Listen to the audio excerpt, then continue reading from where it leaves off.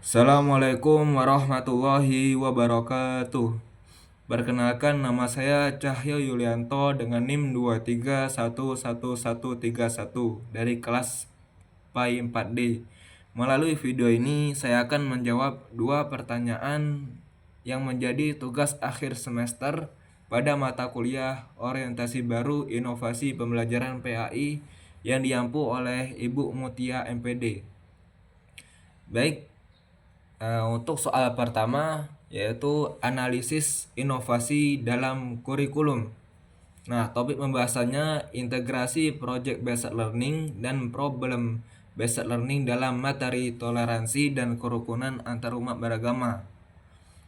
Nah, kurikulum dengan pendekatan deep learning menuntut proses pembelajaran yang tidak hanya berfokus pada hafalan, tetapi pada pemahaman, keterlibatan aktif, dan kemampuan berpikir kritis. Sebagai calon guru pendidikan agama Islam dan budi pekerti, saya melihat pentingnya mengintegrasikan pendekatan Project Based Learning atau PJBL dan Problem Based Learning (PBL) dalam mengajarkan nilai toleransi dan kerukunan antarumat beragama, khususnya di jenjang SMA. Nah, langkah-langkah integratif PJBL dan PDBL. Yang pertama, identifikasi masalah atau pertanyaan esensial yang saya akan memulai dengan pembelajaran dengan mengangkat isu-isu aktual yang relevan. Misalnya, mengapa konflik antarumat beragama masih terjadi meski Indonesia menjunjung tinggi nilai toleransi. Nah, pertanyaan ini akan memicu rasa ingin tahu pada siswa. Yang kedua, penyusunan proyek PJBL. Nah, siswa dibagi menjadi beberapa kelompok. Tiap kelompok diminta membuat proyek sosial berupa kampanye toleransi antar umat beragama. Misalnya dalam bentuk video edukatif, poster digital, podcast, atau blog. Nah, tujuannya agar mereka memahami bahwa toleransi tidak cukup dipelajari, tapi perlu disuarakan secara aktif di masyarakat.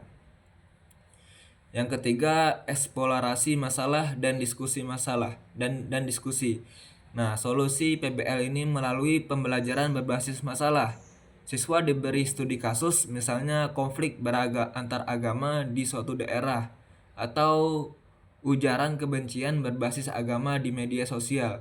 Mereka diminta menganalisis sebab akibat dan menawarkan solusi berdasarkan dalil-dalil dalam Al-Quran dan hadis.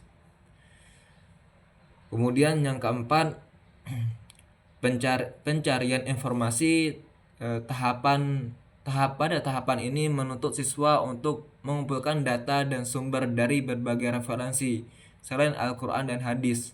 Nah, mereka juga didorong untuk membaca pernyataan tokoh lintas agama, artikel, jurnal, dan dokumen hak asasi manusia. Kemudian yang kelima, pembuatan produk setelah memperoleh informasi.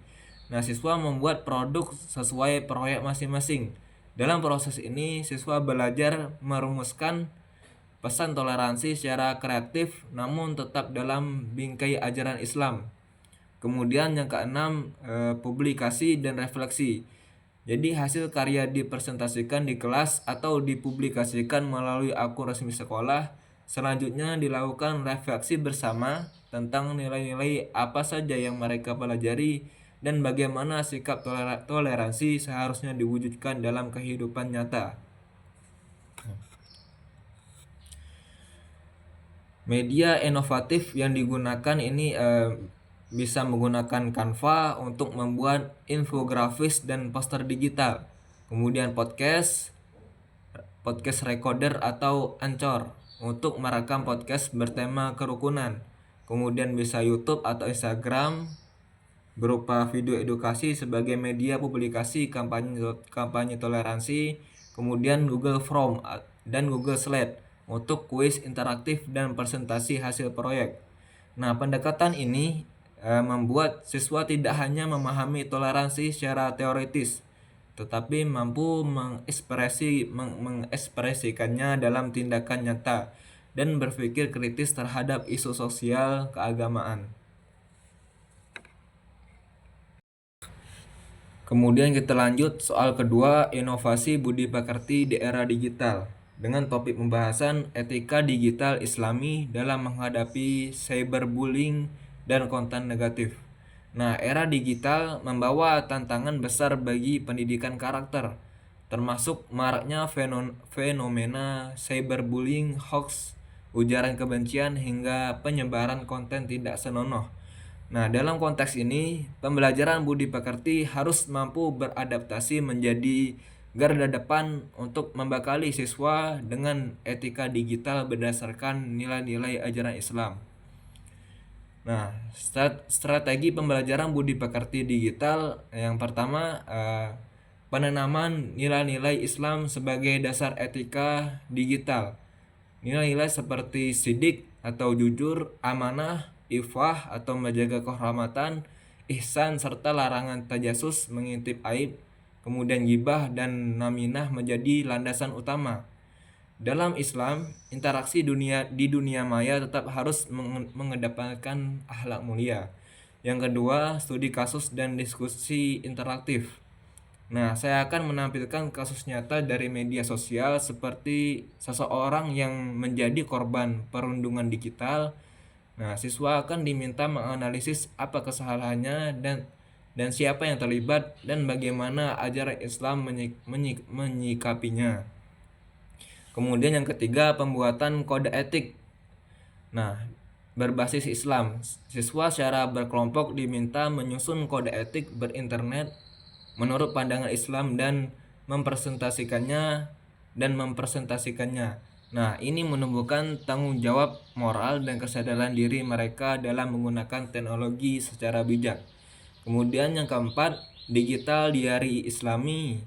Nah, siswa membuat jurnal harian berisi aktivitas digital mereka, lalu merefleksikan apakah yang mereka posting, like atau komentari sesuai dengan ajaran Islam.